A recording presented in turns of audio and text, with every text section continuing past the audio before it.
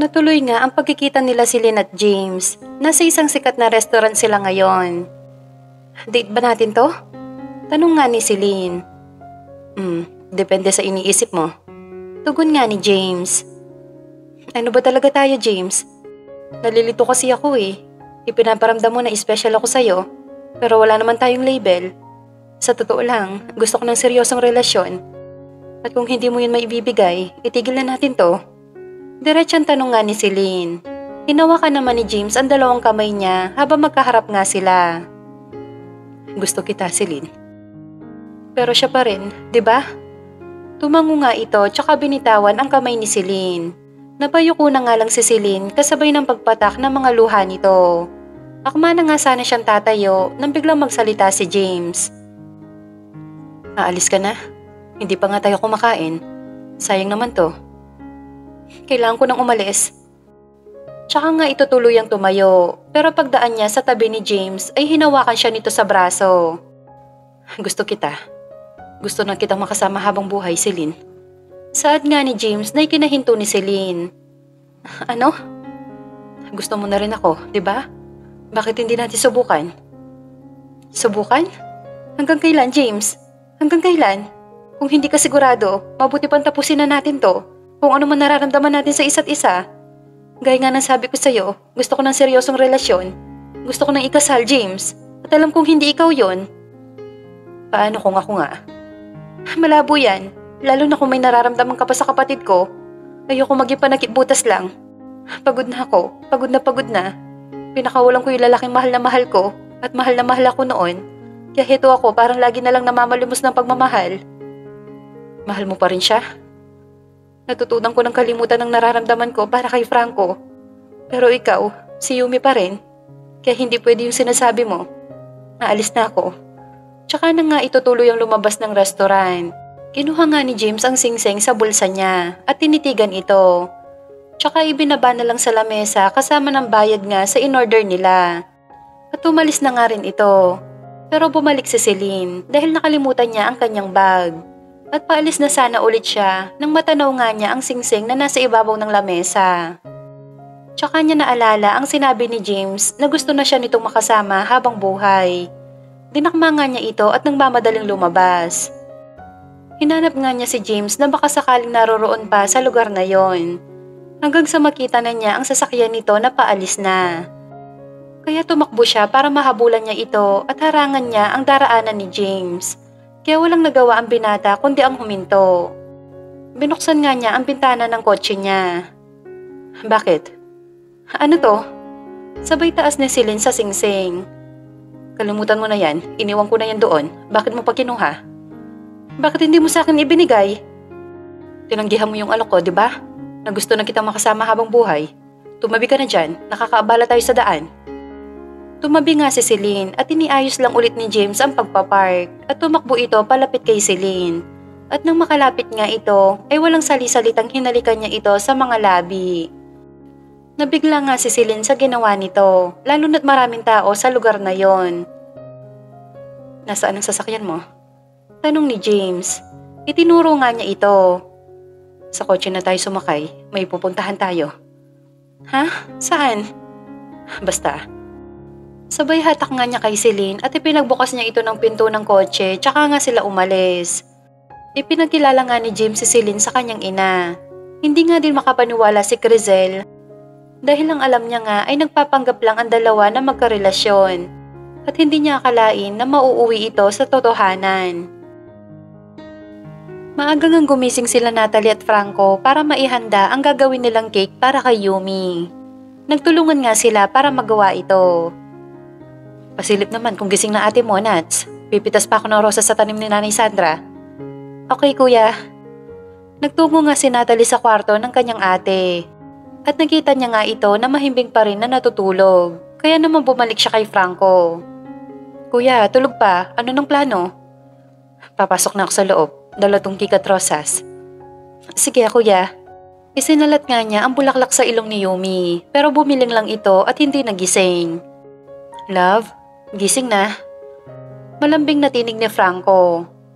Love, yuhu, gising na. Sige, kapag hindi ka gumising, gagapangin talaga kita. Pagkasabi ngang yun ni Franco ay agad na iminulat ni Yumi ang kanyang mga mata. Loko ka talag. Hindi nga niya na ituloy ang sasabihin na makita niya ang mga hawak ni Franco. Nakangiti ito sa kanya. Happy birthday, love ko. Pagbati niya dito. Hipa mo na tong candle, nalusaw na. Natawa nga si Yumi dahil doon. Umayos nga siya ng upo at iniabot sa kanya ni Franco ang rosas at kinuha naman niya ito. Thank you, love. Lagot ka kay nanay, pinitas mo yung isa sa mga babies niya. Seryoso? Magagalit si Nanay Sandra dyan? Oo, naku, lagot ka talaga. Hala, pero hindi naman siguro. Pinitas ko na nga yung panganay niya hindi naman siya nagalit. Natawa naman si Yumi dahil nag-gets niya agad ito. Hipa mo na to, love, tapos mag-wish ka na. Hinipan nga yun ni Yumi at pumikit ito. Anong winish mo, love? Wala. Ha? Anong wala? Pumikit ka kaya? Umidlip ulit ako antok paksi ako. Patawa to. Aga nyo naman nakabili ng cake. Actually, ginawa lang namin to ni Nats. Seryoso? Oo nga, love. Maganda ba? Pinaghirapan nyo talaga, ha? Thank you, love. First birthday ko to, nakasama kita. Ako din naman First birthday ko yon, tapos nag-kiss kita. Asus, ikaw talaga. Okay na ang lahat. Nakaluto na ang mga handa at dumating na rin ang mga in-order ni Franco. Naroroon na rin sila Jovan, Ira, Michelle at Eric. Pero si Francis ay wala pa. Nasa resort pa ito. Napatingin nga silang lahat na makitang may paparating na sasakyan. At sasakyan yun ni James. Una nga bumaba si James para pagbuksan ng pinto sina Olga at Celine. Agad niyang lumapit si Yumi sa mga ito para yumakap. Thank you, Ate Celine. Akala ko talaga hindi na kayo makakapunta. Maaari bang hindi? Birthday mo kaya? Tugon ni Celine. Happy birthday, anak. Payakap nga ulit si Mami. Muli nga niyakap ni Yumi si Olga. Ang ganda naman ng Mami ko. Parang ikaw po yung magba-birthday. Siyempre, kailangan ko maging maganda sa birthday ng bunso ko. Thank you talaga, Mami, sa pagpunta. Thank you din, James. Walang anuman, Yumi. Happy birthday. Happy birthday sa atin dalawa. Buti nakapunta ka kahit birthday mo rin ngayon. Hala, oo nga pala ha. Birthday mo nga rin pala ngayon. Sad naman ni Celine. Boring mag-celebrate ng birthday na mag-isa Kasama mo naman si Doc Rizal Nasa hospital si Mama, nagpapaanak. Ganun ba? Sakto, di sabay na nating i-celebrate ang birthday natin. Nakakahiya. Ano ka ba? Bakit ka naman mahihiya? Isa pa, kilala ka nila nanay, tatay, pati na si Natalie. Salamat, Yumi. Walang anuman. Tara na po. Tanong nga niya kay Olga at kumapit sa braso nito. Bunso, pasensya na ha. Hindi kasi namin alam ni Mami kung ano yung ireregalo ko sa iyo Ani ni Celine. Sorry Bunso, wala kaming gift. Hindi na kailangan yon, ate. Yung nandito lang kayo ni Mami. Mas okay na yon kaysa sa regalo. Ang bait talaga ng kapatid ko to. Napalingon naman sila kay James dahil hindi ito sumunod sa kanila. Babe, come on. Pagtawag nga ni Celine kay James. Kayo na ate? Di ba sabi mo nagpapanggap lang kayo? Kami na nga ni James, yung pagpapanggap namin naging totohanan na. Nakilala na din ako ng mama niya. Nakakatuwa naman ate. Masaya ako para sa inyong dalawa. Salamat bunso. Sumunod na nga rin si James kahit naiilang ito. Lalo na nakatingin ang lahat sa kanila. Lalo na si Franco na nakatitig sa kanya. Nagkakasiyahan na nga ang lahat, nagkakantahan at kumakain na rin sila. Nang bigla lumapit si James kay Franco. Happy birthday. Pagbati nga ni Franco. Salamat, Kuya Franco. Ngumiti nga si Franco sabay kabig niya kay James at niyakap ito. Ang sarap naman sa tenga na tinawag mo akong kuya. Okay lang ba na tawagan kitang Kuya Franco? Sa totoo lang kasi, nahihiya ako Bumitaw nga si Franco sa pagkakayakap kay James. Oo naman, mas gusto ko nga yun kapatid kita Naluha naman si James at napalunok ito. Talaga kuya? Tanggap mo na ako? Tanggap mo na ako na bilang kapatid mo? Oo naman, may dahilan ba para hindi kita tanggapin? Balibalik ta rin man ang mundo, magkakadugo tayo. Kapatid kita, iisa lang ang ama natin dalawa. Salamat kuya, salamat. At siya na nga ang yumakap kay Franco. Pangarap ko talaga magkaroon ng kuya Naiinggit nga ako sa mga kaibigan ko na mayroong kapatid o kuya na itinuturing na matahalik na kaibigan. Mula ngayon, nandito na ako para sa'yo. Pero si Kuya Francis, hindi pa niya alam.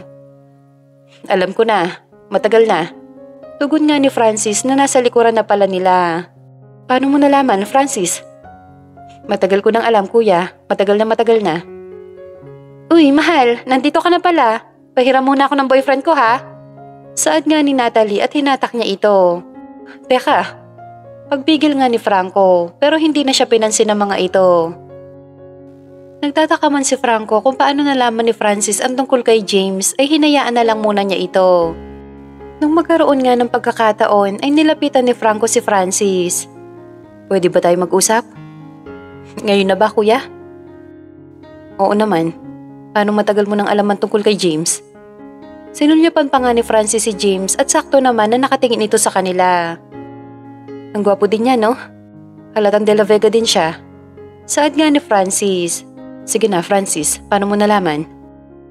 Dahil sa sulat na iniwan ni Mami sa room nila ni Daddy. Bakit mo itinago sa akin? Bakit hindi mo sinabi? Nung malaman ko yon, parang gumuho yung mundo ko. Tinanong ko si Dad about doon. Kung totoo ba yung nilalaman ng sulat na yon, pero tumanggi pa siya nung una. Pero inamin din nga niya na nagkaanak siya sa ibang babae. Hindi ko sinabi sa'yo kasi ayoko sumama yung tingin mo sa iniidolo mong daddy natin. Hindi ba't sa atin dalawa? Ikaw ang mas mahal niya? Ikaw ang mas paborito niya? Hindi totoo yan, Francis. Totoo yan, kuya. Dahil yun ang ipinaramdam sa akin ni Daddy. Si Mami lang ang naramdaman ko na mahal ako eh. Pero kay Daddy, ikaw na lang palagi yung matalino. Magaling sa lahat ng bagay. Ikaw yung mabuting anak. Francis, mahinang usal ni Franco habang nangingilid ang mga luha nito. Pero noon yun, kuya.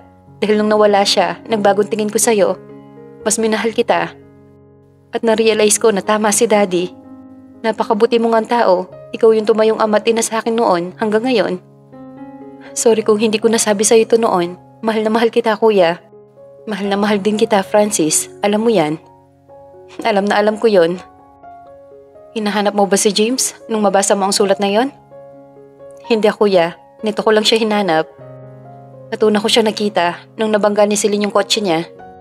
Hindi ko ipinahalata sa kanila na kilala ko siya. Kaya nagulat na lang din ako na alam mo na din pala. Oo, kasi sinabi mismo sa akin ni Tita Crizel nung nagpunta kami ni Yumi sa kanila. Sorry din at hindi ko sinabi, gaya ng naisip mo, ganun din ang naisip ko eh. Hindi lang pala dalawa ang De La Vega brothers, 3 pala.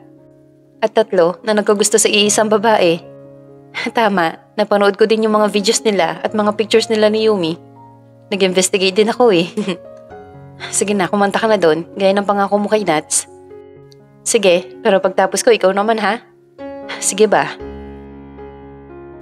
Nauna na ngang umuwi si James dahil magse-celebrate din siya ng birthday kasama ang kanyang ina. Nagpaiwan muna sila si Lynn at Olga. Si Francis na nga ang maghahatid sa kanila mamaya. Marami pa nga natirang handa, kaya naman pinapunta nila Yumi ang kanilang mga kapitbahay para doon kumain. Uy, Eric, dalhan mo din si Tita Belle ng pagkain. Sige ba? Salamat. Sa totoo lang, gusto nun yung Shanghai. Yun naman pala, bakit hindi yung pakinuha kanina? Nakakahiya eh. Nakakahiya ka dyan, palo ko sa'yo ito lamesa eh. Samahan ka na namin, Eric, para malaman din namin yung bahay nyo. Ani ni Michelle. Sige ba? Kaso, nahihiya ako eh. Pangit lang bahay namin. Bakit ganyan lagi sinasabi ng tao, no? Kapag may pumunta sa bahay nila, hihingi ng pasensya kasi pangit daw kuno yung bahay. Bakit ba? Yung bahay ba yung pinuntahan? Ani naman ni Ira. Tama, may punto si Ira. Pagsang-ayon ni Nida. Sama ka? Gusto mo makita biyanan mo? Biyanan mo mukha mo. Oo, isama mo si Nida para makapasyal kayo kila Eric. Nga pala Eric, pasabi kay Tita Belle, salamat sa Maha Blanca ha. Sige Yumi, makakarating. Oh, eto, dali mo kay Tita. Salamat. Tara. Pag-aaya nga ni Eric sa 3. Ay, teka, magpapaalam muna tayo kay Sir Franco. Ani ni Ira. Wag na, ako nang bahala magsabi. Sige na, punta na kayo. Nay! Nanay ko maganda! Sigaw nga ni Eric habang papalapit sila sa bahay. Lumabas naman ng pinto ang kanyang ina. Oh, anak, nandito ka na pala. May magaganda ka palang kasama. Opo Nay, kasamahan ko po sa trabaho. Hello po. Pagbati nga nilang 3. ang gaganda nyo naman. Para mga artista naman to mga to. Ay, salamat po. Tugon ni Michelle. Halika kayo, pasok. Pasok kayo. Pumasok nga sila at inilapag ni Eric ang dala nitong pagkain. Eto nga pala, Nay, ipinauwi ni Yumi. Tapos salamat daw po sa Maha Blanca. Hindi talaga ako nakakalimutan ng batang yon. Hindi talaga, Nay. At habang nag-uusap nga ang mag-ina ay inilibot nila Michelle, Nida at Ira ang kanilang paningin.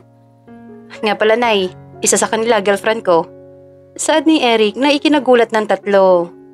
Talaga? May girlfriend ka na, anak? Gulat na tanong nga nito. Opo, Nay, hulaan mo kung sino. Eto, sabay turo ni Belle kay Nida. Ang galing talaga ng nanay ko. Naku, hindi po ako girlfriend ni Eric. Pero hindi naniwala si Belle at agad niyang niyakap si Nida. Huwag ka nang mahiya. Ganyan talaga sa una kapag ipinakilala ka.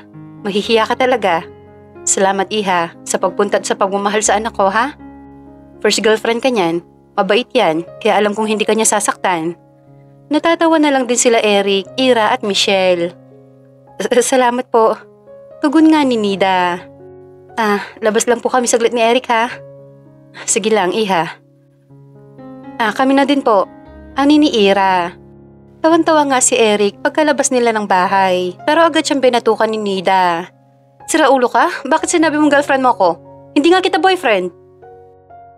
Kaya mo nang maniwala, nanay ko, para naman sumaya. Gustong-gusto na kasi nun na mag-asawa na ako para daw makita niya magiging apo niya. Nakangisin tugon nito. Kaya ako ang ipinahamak mo? Buisit ka? Sorry na. Di ba may pag-asa naman ako sa'yo? Napafall ka na rin sa akin, di ba? Naknak mo, uy.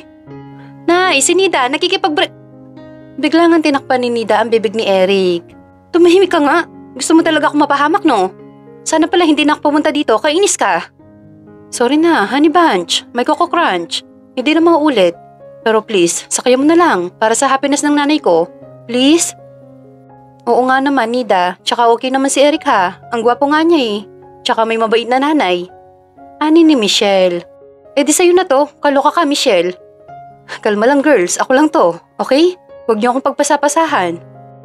Ang sayo mo talagang kasama, Eric. Tayo na lang kaya. Ani ni Ira. Napatingin naman si Nida, kaya natawa si Michelle.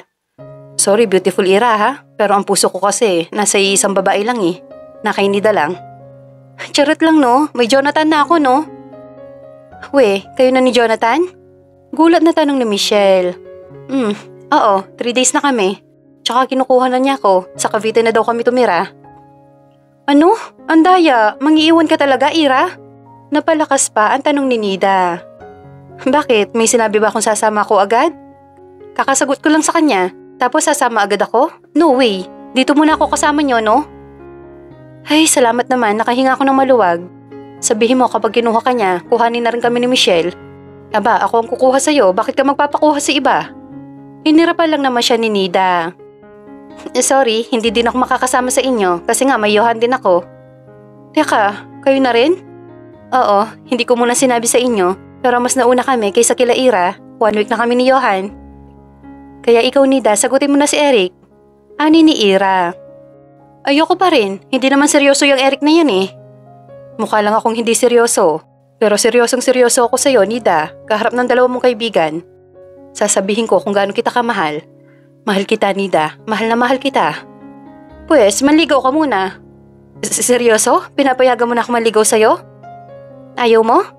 Gusto Simulan ko na ngayon. Teka, may bulaklak yung gumamela ni nanay sa likod eh. Sabay takbo nga nito patungo sa likod ng bahay nila. Pagbalik nga niya ay dala na niya ang isang pirasong bulaklak at inilagay niya yon sa tenga ni Nida. You look so gorgeous, sweetie pie. Pinipigil naman nila Ira at Michelle ang matawa.